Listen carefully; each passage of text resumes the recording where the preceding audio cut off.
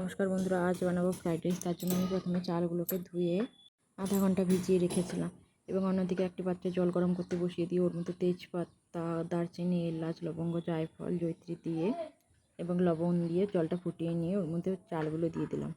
চালগুলো দিয়ে ভালোভাবে চালগুলো সেদ্ধ করে নেব। সেদ্ধ হয়ে এলে ওর মধ্যে আমি একটু লেবু রস দিয়েছিলাম, ওটা ক্লিপ নেওয়া হয়নি।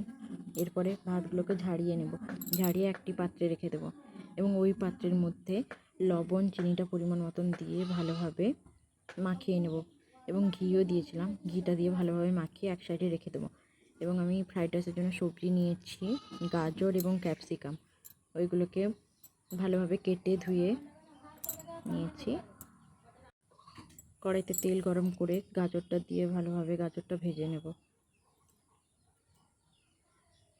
গাজরটা ভালোভাবে ভাজা হয়ে গেলে ওর মধ্যে ক্যাপসিকামগুলো দিয়ে ভালোভাবে ভেজে নেব। ক্যাপসিকামটা ভালোভাবে ভাজা হয়ে গেলে ওর মধ্যে কাজু কিশমিশ দিয়ে ভালোভাবে ভেজে নেব।